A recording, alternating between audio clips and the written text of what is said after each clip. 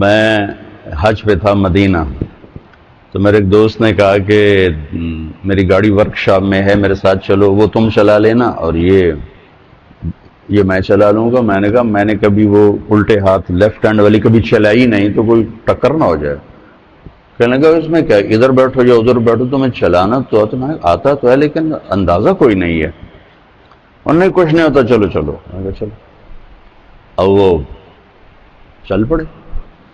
تو ایک بدو کسی سڑک سے نکلا، اور قاعدہ یہ ہے کہ آپ تھوڑا سا پیچھے روک کے دیکھو آنے جانے والوں کو، کلیئر ملے تو چلو۔ وہ بدو بادشاہ اس نے اندر ڈال دی گاڑی، اور مجھے آئیڈیا نہیں ہے، پہلی دفعہ میں اس طرف بیٹھ کے چلا رہا ہوں، تو میری گاڑی کا کونا اس کے بمپر میں لگا۔ وہ گاڑی تھی شیورلیٹ بڑی، تو بمپر اس میں پھنس گیا اور اس کو گھسیٹ کے لے جا رہا۔ اب مجھے کھڑ کھڑ کی آواز آنی شروع ہوگی۔ میں نے کہا یہ کیا چکر ہے، یہ کھڑ کھڑ کیا ہو رہا ہے؟ میں جا رہا ہوں۔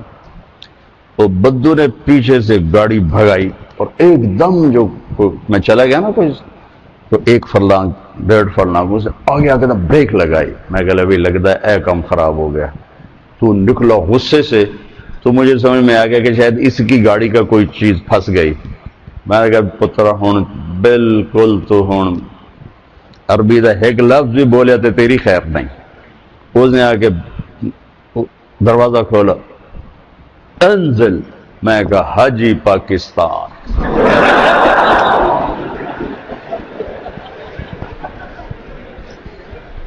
اس نے پھر کہا انزل۔ میں کہا حاجی پاکستان۔ اور وہ غصے میں شروع، میں کہا حاجی پاکستان۔ اخیر وہ ہنس پڑا، کہنے لگا جاؤ۔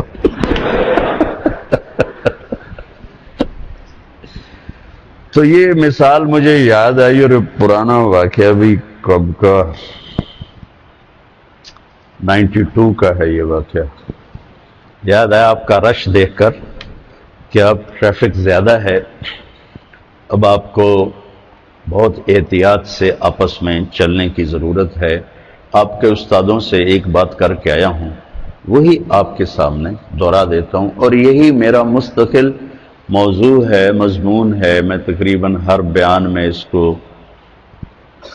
عرض کر رہا ہوں، نجی محفلوں میں بھی، انفرادی دعوت میں بھی، اجتماعی دعوت میں بھی، کہ معاشرے کی جو خوبصورتی ہے اس کا تعلق نہ علم سے ہے نہ عبادات سے ہے، اس کا تعلق اخلاق سے ہے۔ عبادات ہماری بنیاد ہیں، اس مسجد کی بنیاد نہ ہوتی تو یہ کھڑی نہ ہوتی، لہذا عبادات کی اہمیت ایک اور لحاظ سے کہ وہ ہماری بنیاد ہے۔ آپ کی نماز اچھی ہونی چاہیے، خوبصورت ہونی چاہیے، آپ کو تہجد کا شوق ہونا چاہیے، آپ کی عمر ہے کہ اس میں آپ اپنی نیند سے لڑ سکتے ہیں، اپنے آپ سے لڑ سکتے ہیں۔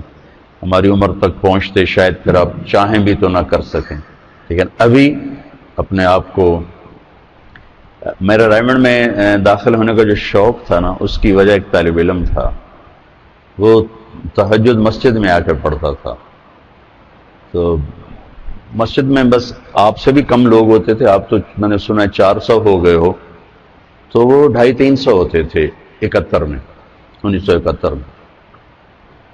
ممکن ہے آپ سب کی پیدائش سے بہت پہلے کی بات۔ وہ آ کے تہجد مسجد میں پڑھتا تھا، اور اتنے خوبصورت نماز پڑھتا تھا کہ اس کو دیکھتے دیکھتے میرا دل کیا کہ میں بھی رائمنڈ کے مدرسے میں داخل ہو جاؤں۔ حالانکہ میری تو اس کے نہ کبھی سلام دعا اور نہ کبھی کوئی اس سے گفتگو۔ وہ تو جب رائمنڈ میں داخل ہوا تو اس کا پتہ چلا، سخی جان اس کا نام تھا اور افغانستان کا تھا وہ۔ تو اس کی خوبصورت نماز نے مجھے اس بات پر اندر ہی اندر تیار کیا کہ میں رائمنڈ میں داخلہ لے لوں۔ تو آپ اپنی نماز کو خوبصورت جتنا بناؤ گے، آپ کی بنیاد اتنی مضبوط ہو جائے گی۔ نماز میں سستی ہوگی، جماعت کی سستی ہوگی، تکبیر اولیٰ کی سستی ہوگی، تو وہ بنیاد کمزور ہو جائے گی۔ ہمارے ایک دوست تھے، دوست نہیں بزرگ تھے، میاں فضل احمد، بڑے ذمہ دار تھے۔ تو سارا دن مصروف رہتے تھے اپنی زراعت میں، کھیتوں میں. ایک دفعہ مجھ سے کہنے لگے مولانا صاحب 18 سال ہو گئے میری تکبیر اولیٰ قضا نہیں ہوئی. 18 سال ہو گئے میری تکبیر اولیٰ قضا نہیں ہوئی. تو آپ تو ہیں ہی ایک چار دیواری میں، آپ کی کبھی رکعت جا رہی ہو، کبھی تکبیر اولیٰ جا رہی ہو، پہلی صف تو یقیناً چھوٹی سی ہے لیکن شوق تو ہو کہ پہلی صف ملے. تو یہ اس میں کمزوری آپ کی بنیاد کو کمزور کر دے گی. تو لہذا ایک تو بیس بنیاد آپ اپنی نماز کو خوبصورت بنانے کی کوشش کرو. یہ آپ کے کردار پر بھی اثر انداز ہوگی. ان الصلاۃ تنہی عن الفحشاء والمنکر ولذکر اللہ اکبر. اللہ تعالیٰ نے نماز کو ذکر اکبر کا، نماز یہ اللہ کی یاد ہے، سب سے بڑی چیز ہے. تو نماز ہماری بنیاد ہے. پھر قرآن کی تلاوت، اس میں بجری بھرنے والا، سیمنٹ بھرنے والی، لوہا بھرنے والی چیز ہے. صبح شام کی دعائیں، تنہائی کا ذکر یا چلتے پھرتے جیسے بھی قابو میں آئے، یہ اس کو مزید مضبوط کرنے والی چیز ہے. جب آپ کی فاؤنڈیشن مضبوط ہوگی تو اس پر آپ ساری زندگی کی بنیاد کو قائم کر سکتے ہیں. تو آپ مختلف شاخوں سے آئے ہیں، کچھ یہاں والے بچے بھی ہیں. عمر کا وہ حصہ ہے جس میں سستی غفلت بھی ہو جاتی ہے اور کبھی مزاج بھی غالب آ جاتا ہے. سستی نہیں ہوتی، غفلت نہیں ہوتی، مزاج غالب آ جاتا ہے اور اس میں تکاسل شروع ہو جاتا ہے. تو میں آپ سب بچوں سے یہ گزارش کروں گا کہ اپنی نماز کو خوبصورت بناؤ. نماز کا خوبصورت ہونا آپ کے پوری زندگی کے کردار پر اثر انداز ہوگا. جو اللہ کے نبی نے فرمایا جعلت قرۃ عین فی الصلاۃ، میری آنکھوں کی ٹھنڈک ہے نماز. تو اس کو آپ بنیاد بناؤ. تہجد کا اہتمام کرو، نوافل کا اہتمام کرو. اگر آپ اذان سے 1 منٹ پہلے بھی مسجد میں آ جاؤ تو آپ کی ہر نماز کے ساتھ نوافل ہو سکتی. اب سوائے فجر کی نماز کے وہ سنت نہیں ہوتی. تو آپ بڑے خوبصورت طریقے سے اپنے اللہ سے سجدوں کے ذریعے سے تعلق بنا سکتے ہو. آپ اس کا اہتمام فرمائیں. آپ سب نوجوان ہیں، نوجوانوں میں برداشت کم ہوتی ہے اور اظہار زیادہ ہوتا ہے. تو 2 چیزیں آپ کے معاشرے کو خوبصورت بنائیں. آپ کا ایک چار دیواری ہے، یہ آپ کا گھر ہے، یہ آپ کا مدرسہ ہے، یہ آپ کی رہائش گاہ ہے، یہ آپ کا سکن ہے، یہ آپ کا ہاسٹل ہے، جو اس کو نام دے دو. بہرحال اس وقت آپ ایک خاندان کے 400 افراد جہاں جمع ہو، اپنے استادوں سمیت، یہاں کے خدام سمیت. اس میں جو خوبصورتی آئے گی اجتماعی طور، انفرادی خوبصورتی ہے کہ بنیاد اچھی ہو، وہ نماز، ذکر، تلاوت. اور اجتماعی خوبصورتی آئے گی آپ کے اچھے اخلاق سے. آپ کے اچھے اخلاق، آپ کے میرے اچھے اخلاق، برداشت کر، سہ جانا، پی جانا. بہت بڑی طاقت بنیں گے آپ اگر آپ کو سہنا آ گیا اور برداشت کرنا آ گیا. چونکہ جب آپ برداشت کرتے ہیں نا تو اندر میں ایک طاقت پیدا ہوتی ہے. وہ طاقت آپ کی روح کو پرواز دیتی ہے اور اگلوں کے لیے تسخیر کا کام دیتی ہے. اور اگر آپ پھٹ گئے تو بم کے پھٹنے سے کیا ہوتا ہے؟ تباہی آتی. جب آپ پھٹیں گے یا میں پھٹوں گا تو معاشرے میں تباہی آ جائے گی.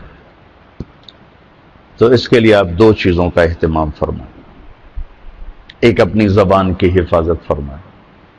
آپ اس 400 کے معاشرے میں کوئی غیبت کرنے والا نہ ہو، کوئی جھوٹ بولنے والا نہ ہو، کوئی کسی کو طنز کرنے والا نہ ہو، تانا دینے والا نہ ہو. ایسی بات جو کسی کے دل پہ جا کے چوٹ مارے، اس سے آپ اپنی زبان کو صاف کریں. کبھی اس پہ قابو پا سکیں گے، کبھی نہیں، کبھی رہ جائے گا، کبھی ہو جائے گا. تو جب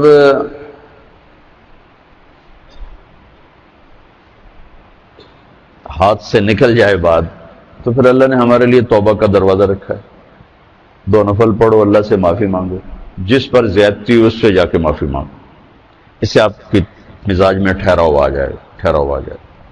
تو میں آپ سب سے یہ گزارش کرتا ہوں کہ اس معاشرے میں آپ اپنی زبان پہ قابو پانا سیکھ لیں، برائے مہربانی۔